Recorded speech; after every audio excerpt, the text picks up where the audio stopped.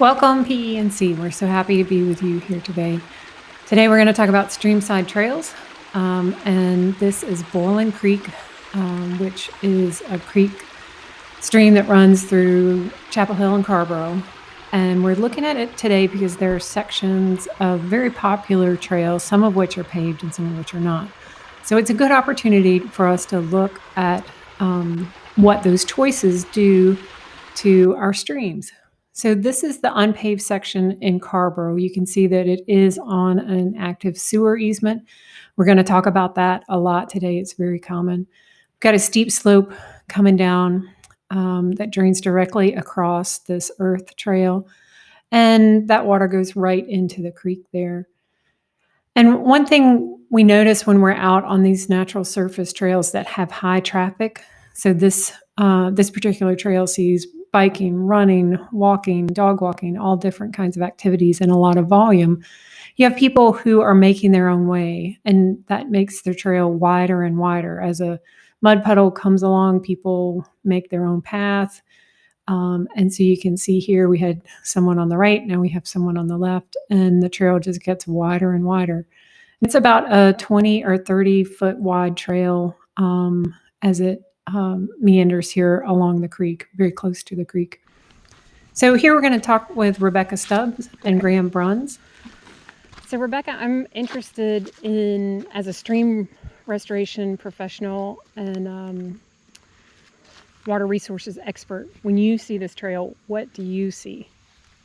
So what I tend to look for is, where are the low spots, where is water? You always want to think about where water is coming from as it crosses the trail. Often trails are set up so that you're walking along the topography that it's that is along. Not very good at social. That's all right. Good. He's friendly.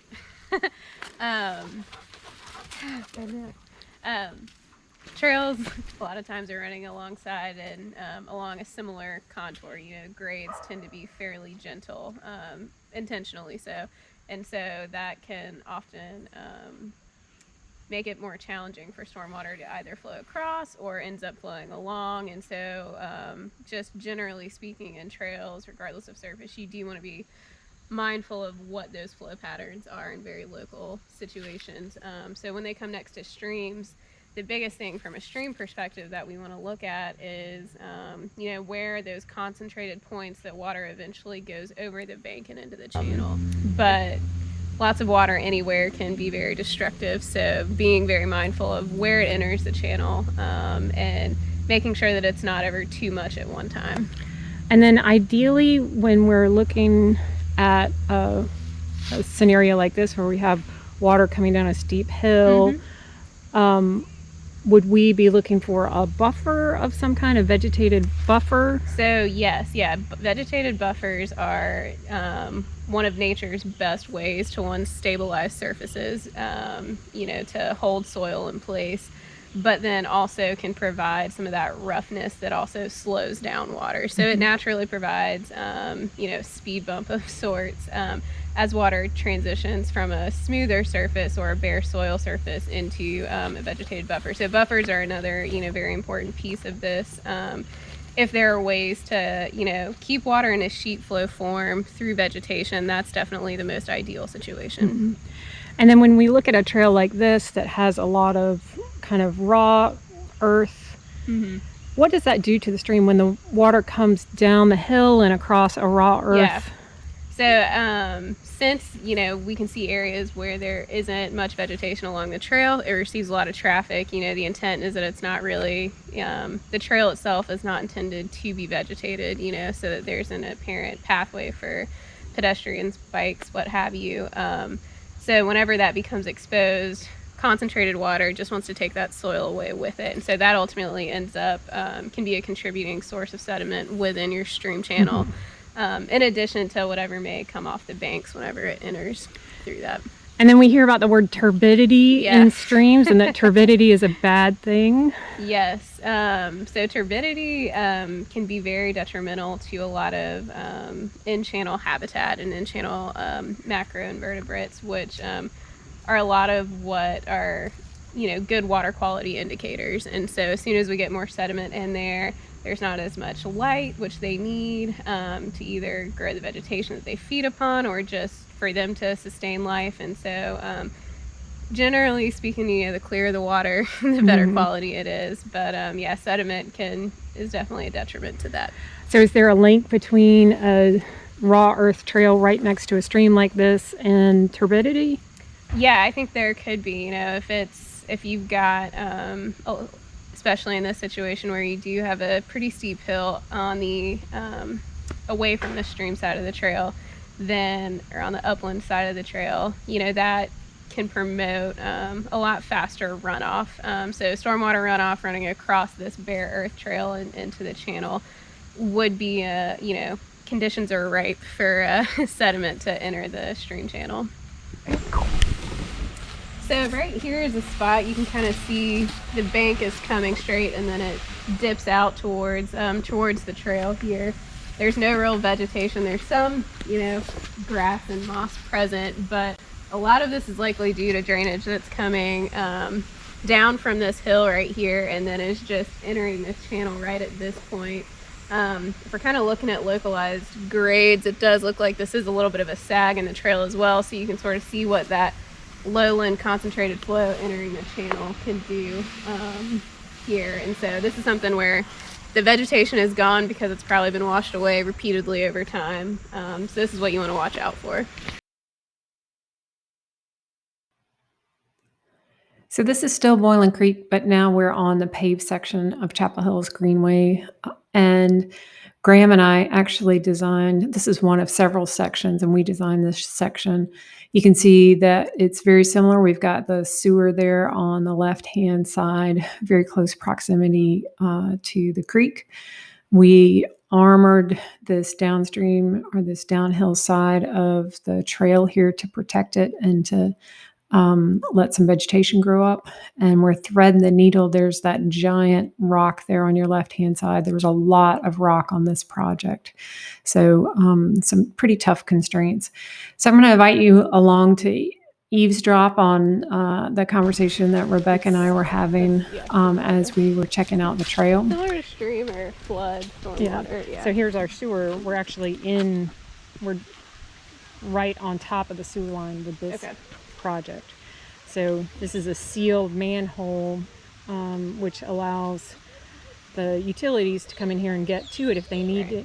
But we don't have two separate utility and trail corridors, alignments that are taking up space in the buffer.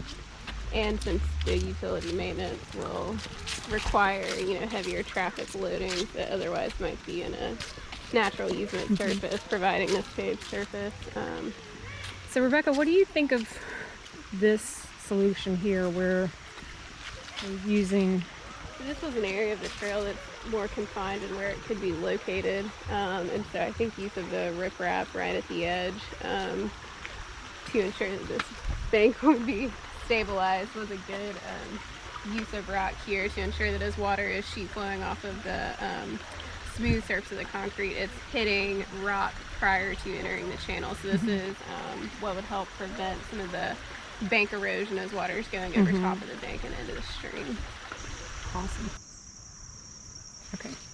So here's another spot where we've got a low point sag in the trail, and we can see where water has concentrated here and is entering the channel where we just showed. This is a similar spot that we pointed out on the natural surface trail previously, and so you can see water acts in a similar manner, but here we've got a better stand of vegetation. Where I'm standing right now, not as thick as we would like, but as it's going into the channel, we do see a lot more vegetation there that's holding that soil in place, and then some rock down below that's protecting that bank. So this is your concentrated entry points into the channel are always what you want to be mindful of, and make sure that you're seeding those, planting them, and just making sure that those areas are stable, because that's where the most erosion is going to happen as water comes off of any trail and into the stream. So the section that we're looking at here behind me is a good example of, try and keep as much of that riparian area as you can. So as much vegetation. Hardwoods are good. They've got deep roots that'll hold and anchor that bank together.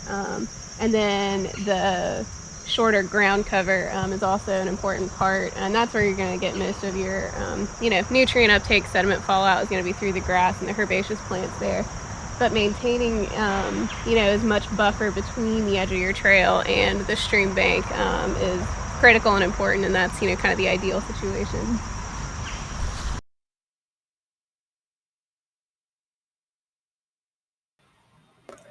Let's talk about how we achieve that vegetation right up to the edge of the trail that Rebecca was talking about.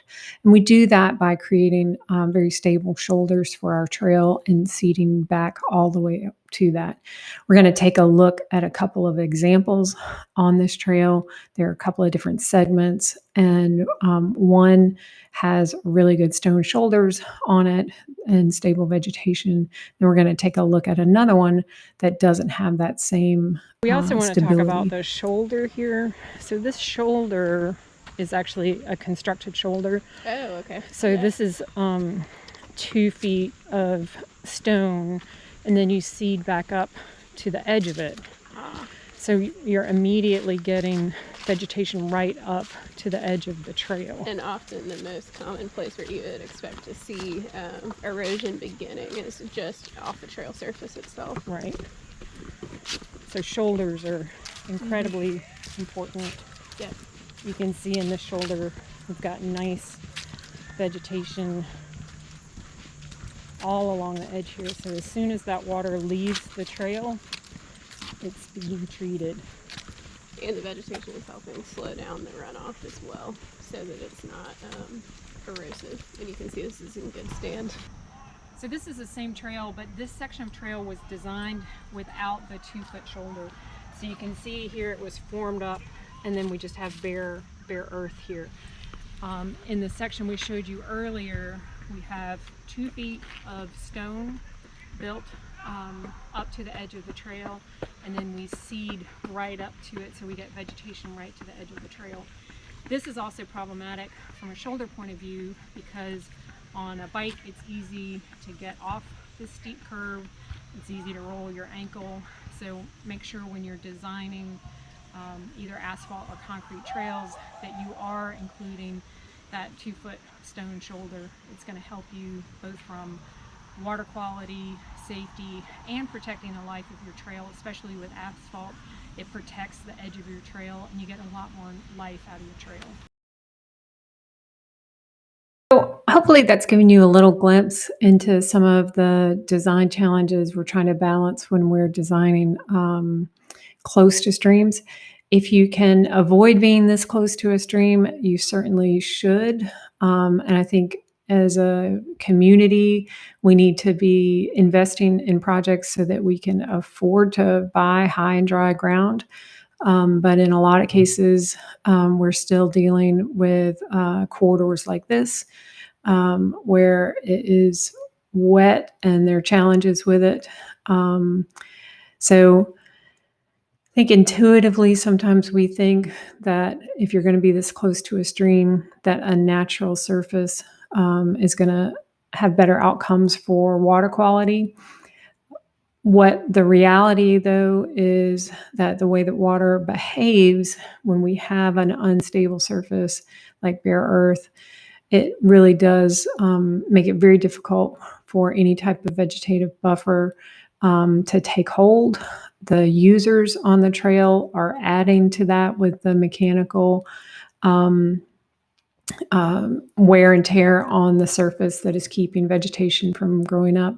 So by controlling where people are in the corridor, we limit the impact that they have on the corridor, and it allows vegetation to come back up and start treating the water as soon as it crosses the paved surface. So we've given you a lot to think about today. You will probably never look at a trail shoulder the same way again, and hopefully that's a good thing. We're very happy to be with PENC here today. You are a very important organization to McAdams and to our state. So we thank you for all that you do for professional engineers. And if you're interested in working on projects like this, McAdams is hiring in both our Charlotte and Raleigh-Durham offices for stream professionals and civil engineers. So check us out. Have a great day. Thanks.